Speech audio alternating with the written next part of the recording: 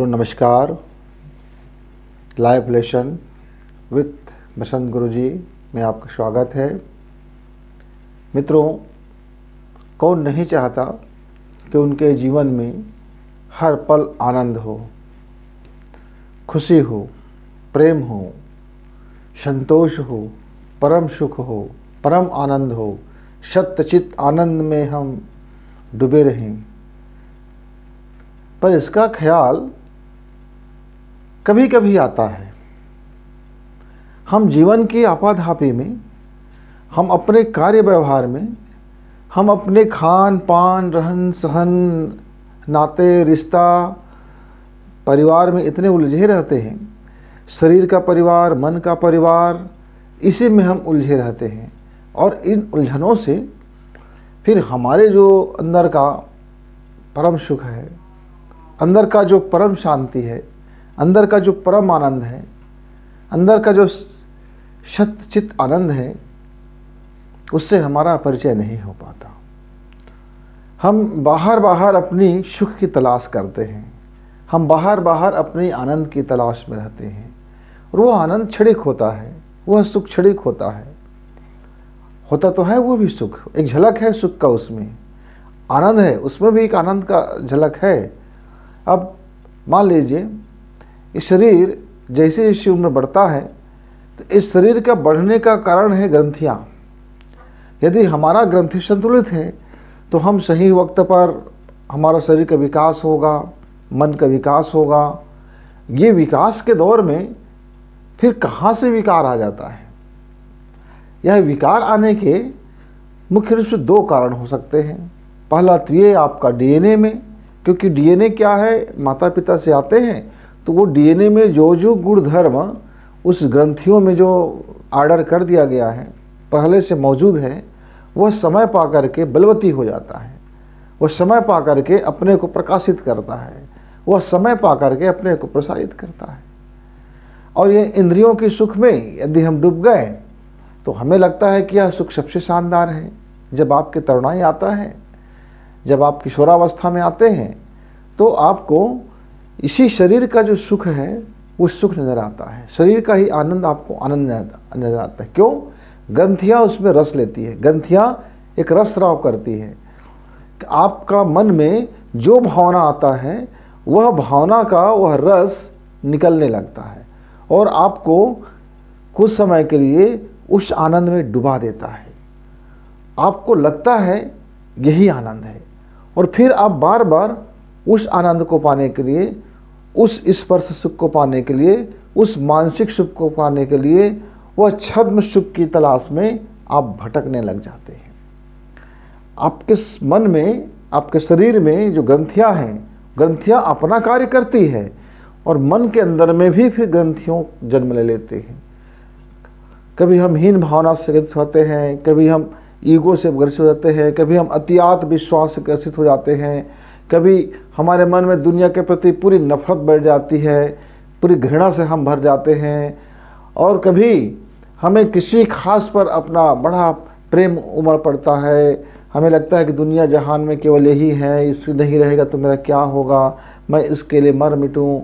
तरह तरह की चीज़ें हमारे जीवन में, घटनाएं जो घटती हैं मित्रों, ये है ग्रंथि। और ये ग्रंथियाँ, ये जो विकार या ग्रंथियों से जो रस निकलने वाला है और तरह तरह की भावनाएं आपस में करके आपको एक कॉम्प्लेक्स में बदल देता है, एक जटिल उलझन में आप बदल जाते हैं। इतना जटिल हो जाता है, इतना उलझ जाते हैं आप कि आप उसी उलझन में उलझे न जाने क्या क्या करते रह जाते हैं। फिर कभी आप बैठते हैं, लगता है कि अब आप एकांत हो जाते हैं, अकेले हो जाते हैं। कभी दुख का पहाड़ आ जाता है, कभी शरीर में तकलीफ आ जाती है, कभी गरीबी आ जाता है, या कभी चोट पड़ जाता है, कभी कुछ भी कारण से आप जब एकांत हो जाते हैं तो आपके मन में जो खिन्नता आती है, उचाटपना आता है, इस जीवन के मोह समाप्त हो जाता है। वह भी क्षण के लिए है, क्योंकि उस समय आपका सुख जाता दिखाई दे रहा है। कई प्रकार की चीज़ों से आप गुजर रहे होते हैं, कई तरह की चीज़ें आपके माइंड में चलती रहती हैं।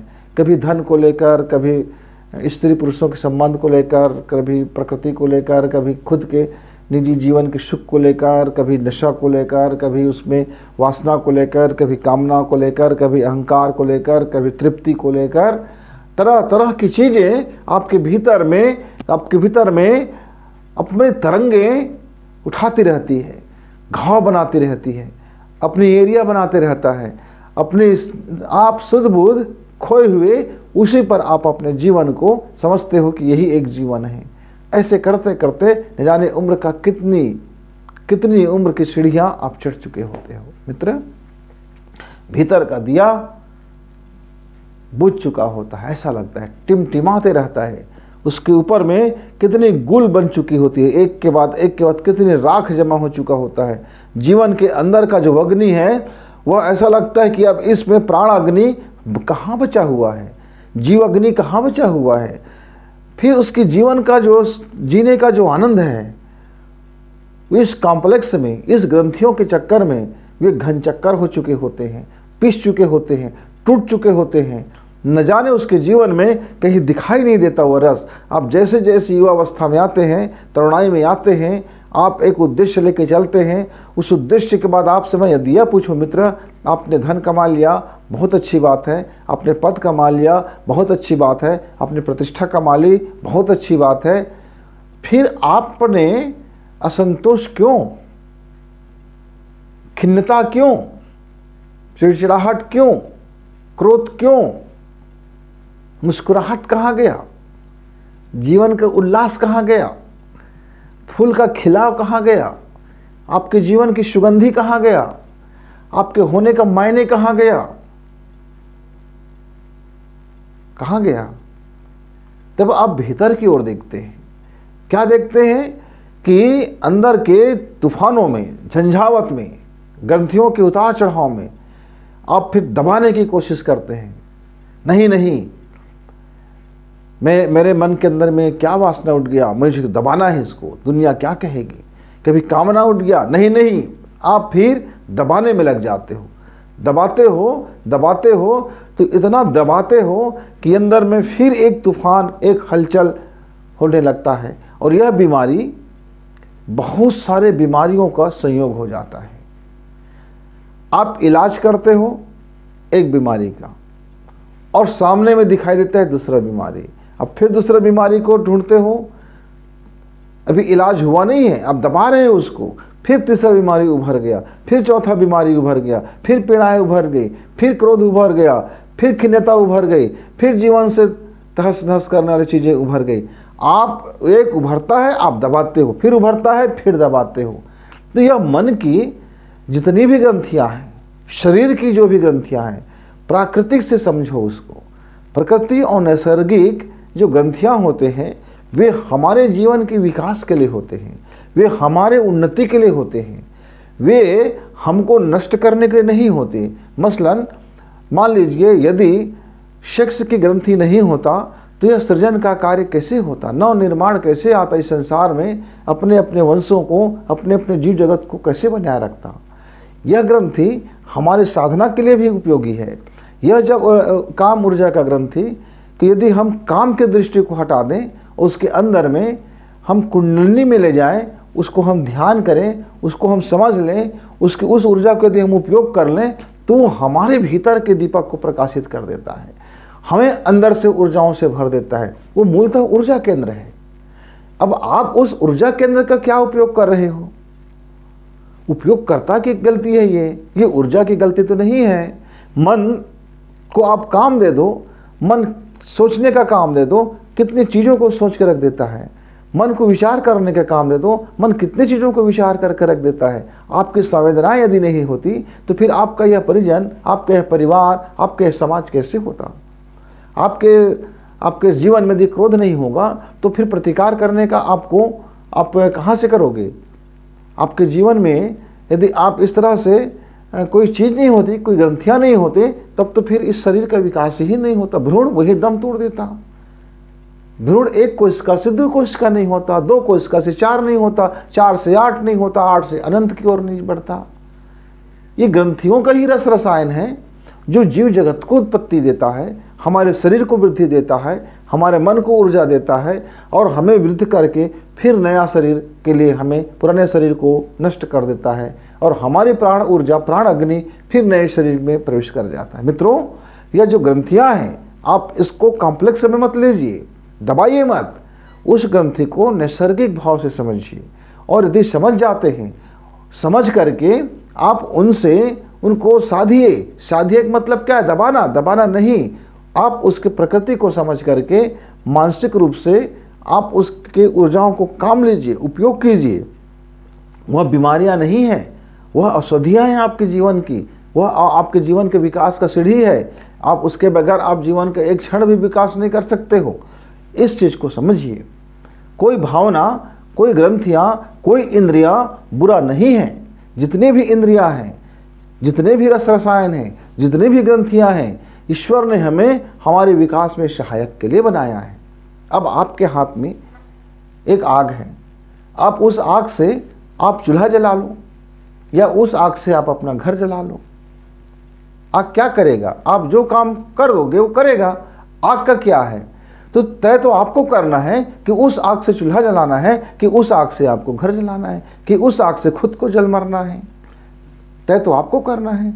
तो ऊर्जा और यह ग्रंथियाँ आपको ईश्वर ने दिया है, और आप अपने ठंडे दिमाग से, शांत दिमाग से, शांत चित्त होकर के, अपने प्रकृति को समझ करके, अपने नैसर्गिकता को समझ करके आप देखिए भला। आप देखिए, चित्त को एकाग्र करके देखिए, चित्त को शांत करके देखिए, आप विश्लेषण करके देखिए, सम्यक बोध से देखिए, सम्यक दृष्टि से देखिए, विवेक से देखिए, और आपको तब मिलेगा कि यही ग्रंथियाँ आपके लिए कितना सहायक है। ये ग्रंथियाँ आपके लिए कितनी वरदान स्वरूप है। यह वरदान है आपके लिए, जिसको आप अभिशाप बना करके फिरते रहते हो। अभिशाप आपके लिए हो जाता है, आप इसको फिर दबाते हो, कुटते हो, चीखते हो, चिल्लाते हो, क्या से क्या सोचते हो, और आपका भीतर का दिया फड़फड़ फड़फड़ फड़फड़ फड़फड़ फड़फड़ फड़फड़ करते रहता है। दुख और सुख का हिलोरे मारते रहता है, क्रोध का हिलोरे मारते रहता है, दुनिया भर के लांछना लगाते रहते हो, पूरी दुनिया को गाली बकते फिरते हो, पूरी दुनिया पर बहाना बनाते फिरते हो, पूरी दुनिया को बेकार साबित करते फिरते हो। इस संसार को माया घोषित करके आप इससे नफरत करने लग जाते हो। दुनिया को आप क्या से क्या समझाते रहते हो। मित्रों, यह आप अपनी समझ को ठीक करेंगे, अपने दृष्टिकोण को ठीक कीजिए आप, और जब जैसे जैसे आप शांत होते जाएंगे, आपका कार्य जब ध्यानस्थ होता चला जाएगा, आपका कार्य समर्पित होता जाएगा, जब आप धन्यवाद से भरते चले जाओगे, आपका दीपक प्रखर जलता हुआ अहर्निश जलेगा, एक भी उसमें तरंग नहीं आएगा। और एक दीपक का जब लौ स्थिर होकर के जलेगा, आपकी जब कामनाएं शांत हो जाएंगी, वासनाएं शांत हो जाएंगे, तब जलेगा। नहीं मित्र, आपका दीपक जलेगा, आपकी कामनाएं वासनाएं तो वही रहेगी, उसका स्वरूप बदल जाएगा, उसके कार्य की दक्षता बदल जाएगी, उसके कार्य पॉजिटिव हो जाएगा, वह सकारात्मक चीज़ों में उपयोग होगा। मैंने आपसे बताया है ना कि आग आपके हाथ में है, खाना बनाने के लिए चूल्हा में उपयोग कीजिए, या आप खुद को आग लगा के मरिए, तो उसका उपयोगिता क्या है सोचिए, उसका उपयोग बदल जाएगा। तो आप उसको दबाइए मत, आप उसको घृणा से भाव से मत देखिए। यह हीनता के भाव ही आपको कॉम्प्लेक्स बना देता है, और आप जटिलता से उलझ जाते हैं। मित्र, मुझे उम्मीद है कि हमारे इस संवाद के बाद आप अपने हर एक अंग को समझोगे, देखोगे, एक एक ग्रंथियों का समझोगे, एक एक ग्रंथियों का उपयोग समझोगे, एक एक ग्रंथियों को विश्लेषण करोगे। मन की ग्रंथि हो, शरीर की ग्रंथि हो, रस रसायन हो, कोई भी चीज़ें हैं आपके शरीर में, या भौतिक शरीर में, मानसिक शरीर में, जो भी चीज़ें हैं, जो भी ग्रंथियां हैं, उस ग्रंथियां का उपयोग सीखिए। उस ग्रंथि बहुत आपके लिए वरदान है। ये अद्भुत दैवी शक्तियों से भरा पड़ा है। ये इसके रस रसायन में अद्भुत चीज़ें होती है। आप इनसे भागिए मत, मुख मत मोड़िए, आप इसको नफरत से मत देखिए, घृणा से मत देखिए, आप इसको समझिए। समझ करके अपना सहायक बनाइए, अपने सहायक बनाइए, फिर देखना जिंदगी में मज़ा आ जाएगा। आपका दीपक जल उठेगा और जलते जलते इतना प्रकाशित हो जाएगा कि आप उस आनंद का बखान नहीं कर पाओगे। उस चिदानंद भगवान को तब आप शुक्रिया कहने का भी वक्त ना मिल पाएगा, क्योंकि जीवन किससे भर जाएगा? जीवन थैंक यू से भर जाएगा, जीवन धन्यवाद से भर जाएगा। ये धन्यवाद से भर जाना ही तो दीपक का अहर्निश है। ये धन्यवाद से भर जाना ही तो दीपक का अहर्निश है। ऐसा कोई माटी का दिया और तेल बाती लगा करके अंदर में, हृदय के अंदर में ऐसा जलता हुआ नहीं है मित्र। वो एक प्रतीक है कि अंदर में सारा धूल धक्कर जितना भी अंधेरा है वो सब छट जाता है, अंदर प्रकाश से भर जाता है। और आइए आज ही से हम देखते हैं, अपने एक एक ग्रंथियों को समझें, अपने एक एक रसायन को समझें। हम शरीर को विज्ञान की दृष्टि से देखें, हम शरीर को रस रसायन को विज्ञान की दृष्टि से देखें और अपने मन के रस रसायन को विवेक की दृष्टि। यही वाणी को विराम देते हुए फिर मिलेंगे, तब तक के लिए धन्यवाद।